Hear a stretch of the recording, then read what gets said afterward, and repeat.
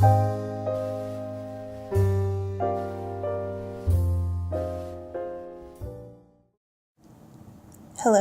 my name is Margaret Hurt, and this video will outline the tutoring work I completed during the fall 2013 semester as a part of the ED408 Foundations of Effective Reading course at Butler University. Over the course of the semester, I worked with a co-teacher, Kelly Uke, to tutor Elias Helton. Elias is a second grade student. During our tutoring, we worked together to strive towards an overarching goal.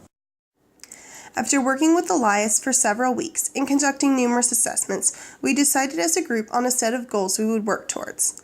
The main goals we had were to work on summarizing text and finding the author's purpose, encouraging rereading sentences and looking at illustrations to check for meaning, working towards recognizing nonsense words and flipping sounds and referring to the context of the sentence to find the correct word. These goals included both decoding and comprehension skills. In order to help Elias reach these goals, it was imperative that we first build a relationship with him and get to know him as a reader. Upon our first meeting, Elias and I immediately bonded over our shared love of all things Harry Potter. We then built upon this shared interest by working with Beedle the Bard, which is a supplementary text that takes place in the Harry Potter world. We also learned some of his other interests. He plays soccer and also does karate. He is an avid Lego and Pokemon collector too. We incorporated his interest not only into our lessons in the text that we chose for him, but also by allowing him to bring in items to show us. For instance, one week Elias brought in his entire binder of Pokemon cards to share with us. We also discovered that as a reader, Elias generally chooses books that belong in a series. We began our work with the idea of summarizing text. Through our assessments, we found that Elias often retained details from the story, but had difficulty putting the whole story together in his own words.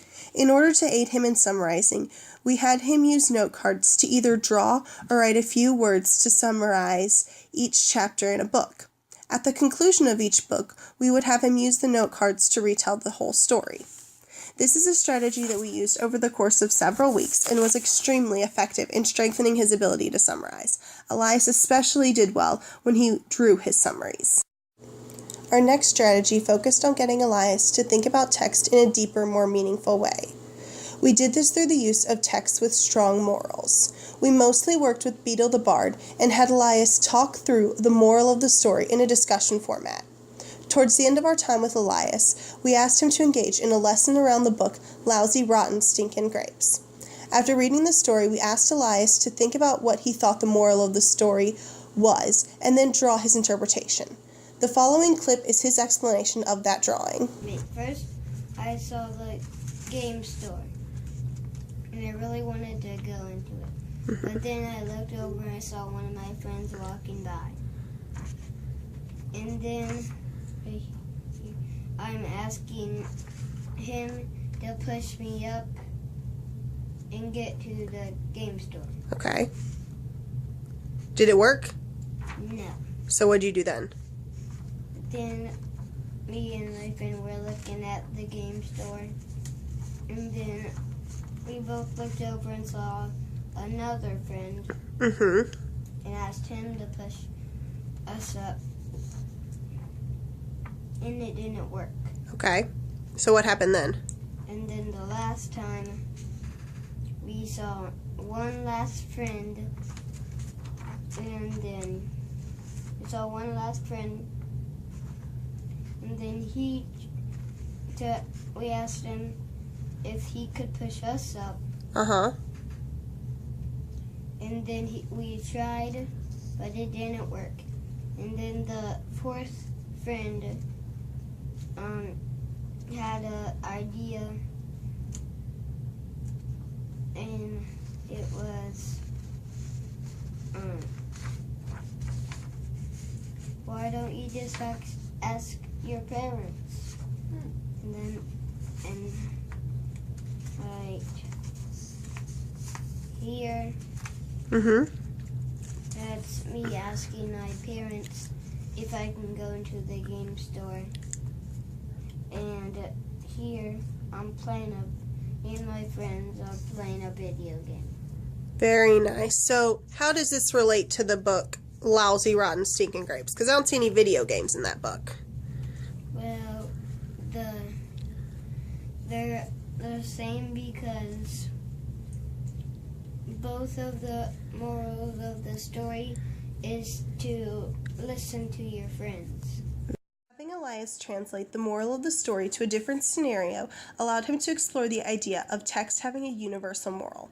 Although he did not fully translate the moral, it did still allow him to connect with the text on a more personal level. This is something that we encouraged him to do during our work with Beetle the Bard as well. Our most successful discussion about a moral occurred when we read the story The Fountain of Fair Fortune in Beetle the Bard. Elias really grasped the moral and even related the journey the characters went through the journey he went through to get his orange belt in karate. The last part of our goal dealt with Elias's decoding practices.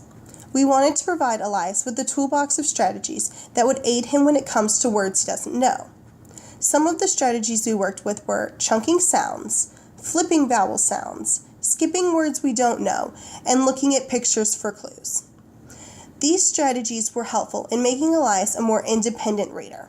The following clip shows Elias working through a text. Bunny could be a bit bad. What kind of noise can AI make? Bang. Good job. It was my favorite. Said Bunny. How can you have a favorite fingernail? Asked Jack. Well, I can, said Bunny. Spoken like a true Yes. girl. Mm-hmm. Anybody care about my monkey? My work with Elias this semester has been extremely insightful. I have learned the importance of taking time to build relationships with your students.